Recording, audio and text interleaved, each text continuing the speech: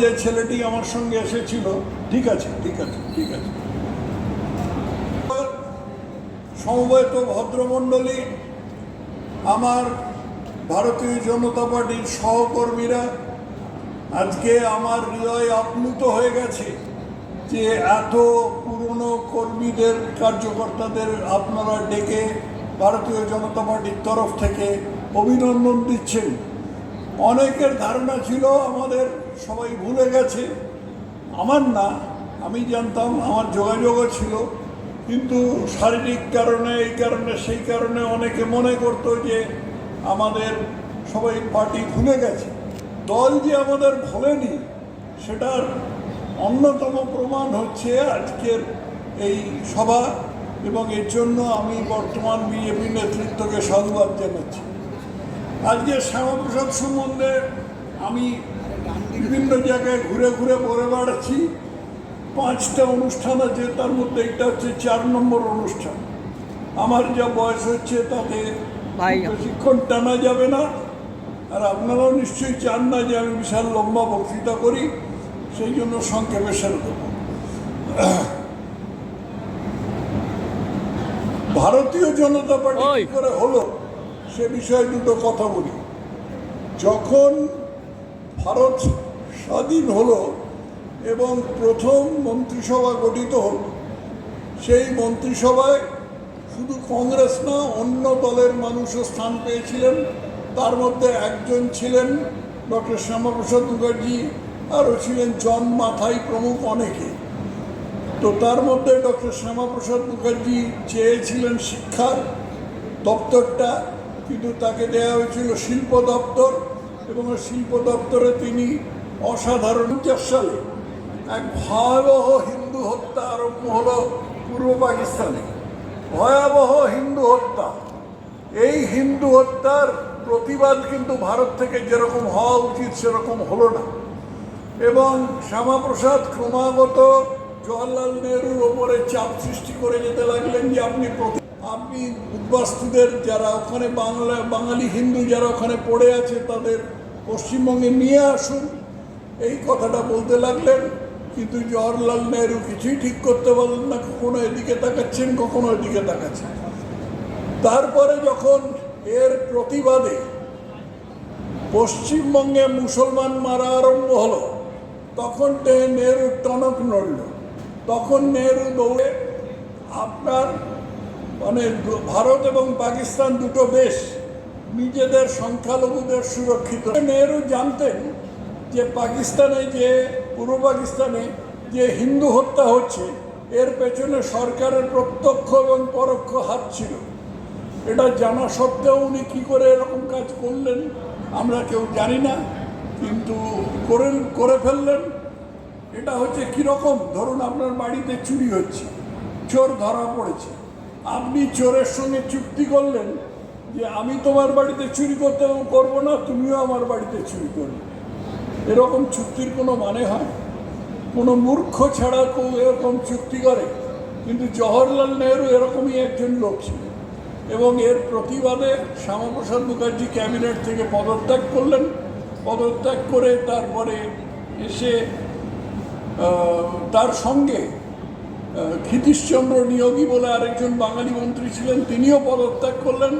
এই পদত্যাগের পরে শ্যামাপ্রসাদ মুখার্জি ঠিক করলেন যে তিনি একটা নতুন দল তৈরি করবেন। এই দল তৈরি করবার প্রেরণা তিনি পেয়েছিলেন আমাদের পরম পূজনীয় গুরুজি গোলওয়ালকারজির কাছ থেকে। গোলওয়ালকারজি বলেছিলেন ওকে যে আপনি দল তৈরি করুন। শ্যামাপ্রসাদ বলেছিলেন আমার 50 বছর বয়স হয়ে গেছে। শ্যামাপ্রসাদ খুব খারাপ হিন্দি বলতেন, বলেছিলেন হামারা তো 50 বছর উমির হো গিয়া। তখন গোলওয়ালকারজি একটু হেসে তাকে আর হিন্দি বলবার সুযোগ না দিয়ে বললেন যে আমার সবচেয়ে ভালো কয়েকজন স্বয়ংসেবককে আপনাকে দেব, তারা আপনাকে সাহায্য করবে। এবং এইভাবে দেয়া হলো অটল বিহারী বাজপেয়ী, দীনদয়াল উপাধ্যায়, জগদীশ মাথুর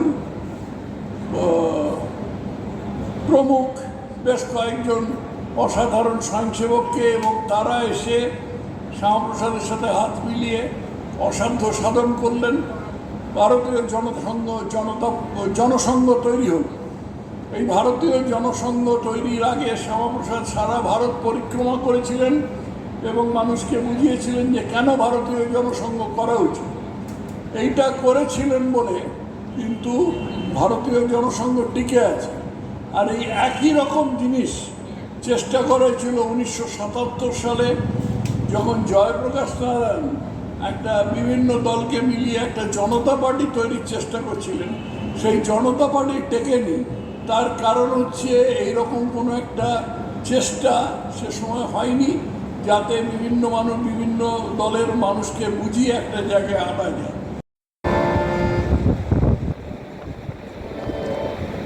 আমরা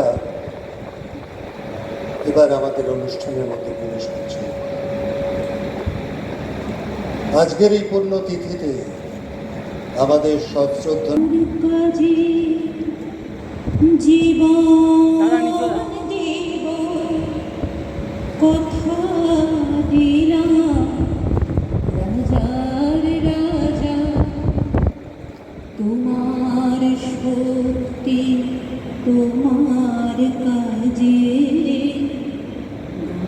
গঙ্গা জলে গঙ্গা পূজা।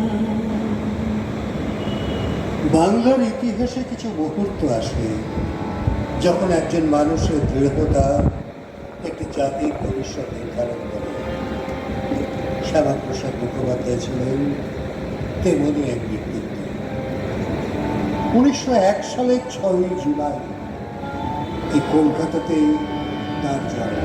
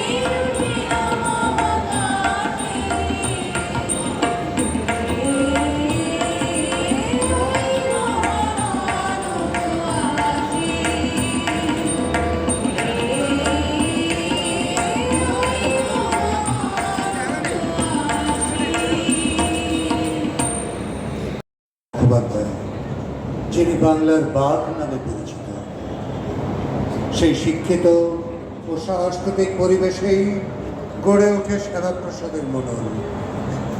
অল্প বয়সেই তিনি অসামান্য মেধার পরিচয় দেন। মাত্র 33 বছর বয়সে তার সময় বাংলা ভাষা, ভারতীয় সংস্কৃতি ও জাতীয় চেতনার ওপর বিশেষ গুরুত্ব দেওয়া হয়। তিনি বিশ্বাস করতেন শিক্ষা কেবল চাকরির পথ নয়, শিক্ষা মানুষের আত্মপরিচয়। একে সময়গত প্রশ্ন। 1947 স্বাধীনতার দ্বার প্রান্তে ভারত। 19 শতকের নবজাগরণ থেকে স্বাধীনতার সংগ্রাম, যে বাংলা ছিল ভারতবর্ষের চেতনার প্রাণ কেন্দ্র, সেই বাংলার বুকে দেশভাগের আগুন ক্রমশ ছড়িয়ে পড়ছে। দাঙ্গা, অনিশ্চয়তা, প্রস্তুত মানুষের আত্মনাদ সব মিলিয়ে বাংলার অস্তিত্বই যেন সেদিন প্রশ্নের মুখে। ঠিক এই সময়ে শ্যামাপ্রসাদ উপলব্ধি করেন, যদি সমগ্র বাংলা পাকিস্তানের অন্তর্ভুক্ত হয় তাহলে বাংলার বহু মানুষের সাংস্কৃতিক ও সামাজিক নিরাপত্তা বিপন্ন হবে। বাংলার বায়ু, বাংলার পথ, পূর্ণ হোক, পূর্ণ হোক, পূর্ণ হোক। হে ভগবান, বাংলার মাটি, বাংলার জল, বাংলার বায়ু, বাংলার পথ, পূর্ণ হোক, পূর্ণ হোক, পূর্ণ হোক। হে ভগবান।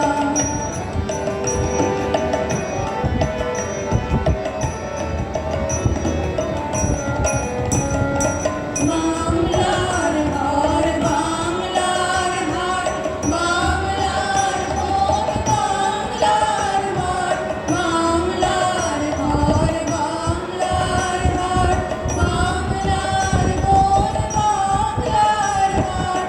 পূর্ণ হোক, পূর্ণ হোক, পূর্ণ হোক। হে ভগবান, বাংলার মাটি, বাংলার জল, বাংলার বায়ু, বাংলার পথ, পূর্ণ হোক, পূর্ণ হোক, পূর্ণ হোক। হে ভগবান।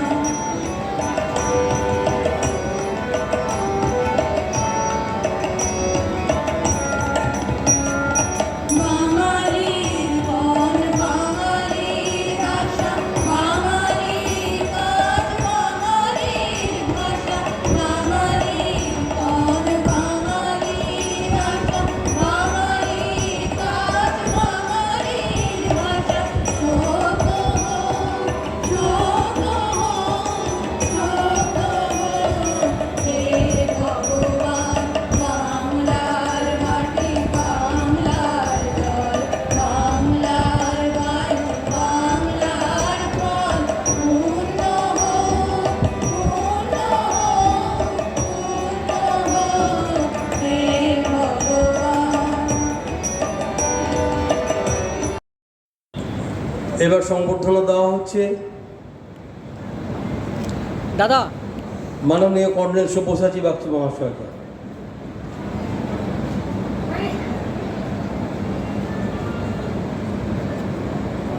বিজেপি উত্তরীয় পরিয়ে সংবর্ধনা দিচ্ছেন,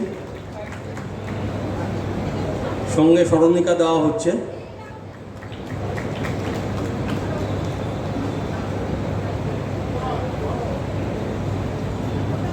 এরপর সংবর্ধিত করা হচ্ছে প্রদীপ সিংহ রায়, এরা সংবর্ধনা দিচ্ছেন।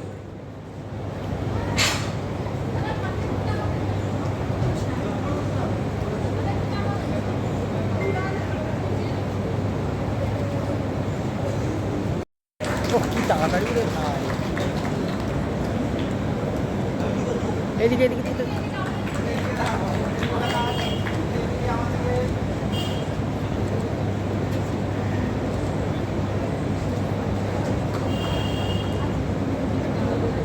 এরপর সংবর্ধিত করা হবে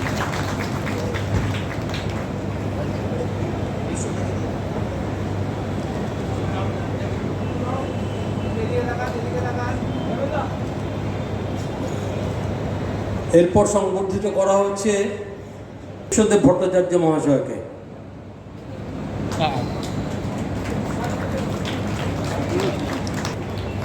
এরপর সংবর্ধনা দেওয়া হচ্ছে রাজ্য বিজেপির প্রাক্তন সম্পাদক এবং কলকাতা উত্তর শহরতলি জেলার প্রাক্তন সভা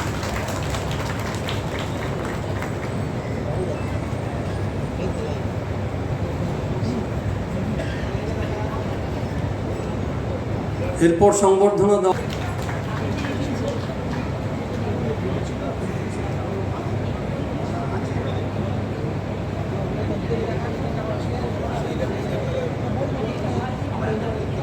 এরপর সংবর্ধনা দেওয়া হচ্ছে দক্ষিণ চব্বিশ পরগনার আরেকজন